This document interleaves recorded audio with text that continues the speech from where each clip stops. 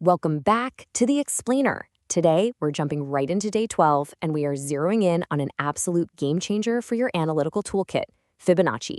We're going to break down exactly how to wield these tools for total, absolute clarity.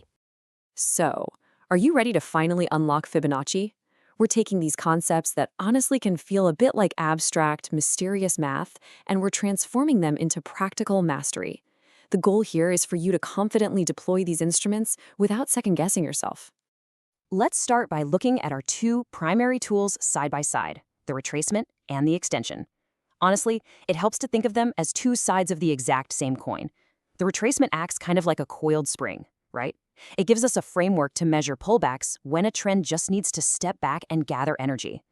The extension, on the other hand, is our arrow, pushing outward to gauge that next leg of a move.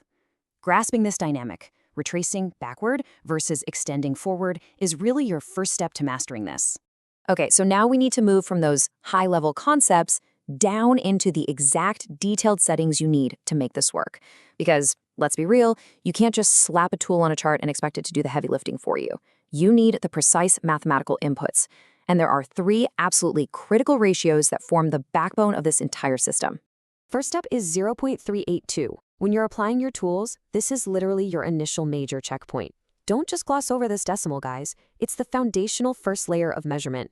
In a super strong trend, this often represents that first, really shallow pullback where momentum is just taking a tiny breather before ripping higher again. Moving on, we hit the 0.5 level. It's just a clean, simple midway mark, sitting perfectly right between our more complex ratios. Whenever you're tracking a move, that 0.5 acts as this massive psychological and mathematical anchor that you absolutely must have dialed into your toolkit. And finally, the big one, 0.618. If you're taking notes right now, definitely highlight this one. Known as the golden ratio, this is almost always the most critical zone for a deep structural pullback. Together with the other two, this completes the core trio you need to calibrate your tools. These aren't just random decimals pulled out of thin air. They are the exact keys you need for your chart analysis. So, what does this all mean? The ultimate goal of everything we've just covered is one word: confluence.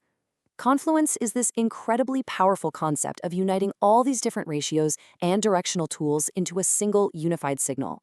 You're no longer just staring at isolated floating numbers. Instead, you're waiting for that exact moment of harmony, like when a retracement level perfectly overlaps with an extension target to tell you one clear, undeniable story. We've defined the tools, we've locked in our ratios, and we completely understand the goal of confluence. But, just understanding the theory isn't going to change your results. Now it's time to actually bridge the gap between knowing the math and executing it on the live charts. So your call to action today is super focused. It's time to get hands-on. Your job is to analyze historical retracements. Take your tools, dial in those three critical settings we just talked about, and apply them backward in time. You need to look at what's already happened to see exactly how Confluence played out in past data. As you leave this explainer and dive into that practical work, I want you to really ask yourself, will digging into these historical retracements finally reveal those hidden patterns you've been missing? Get in there and do the hard analysis, because you might just find that mastering yesterday's data is the exact key you need to unlock tomorrow's moves.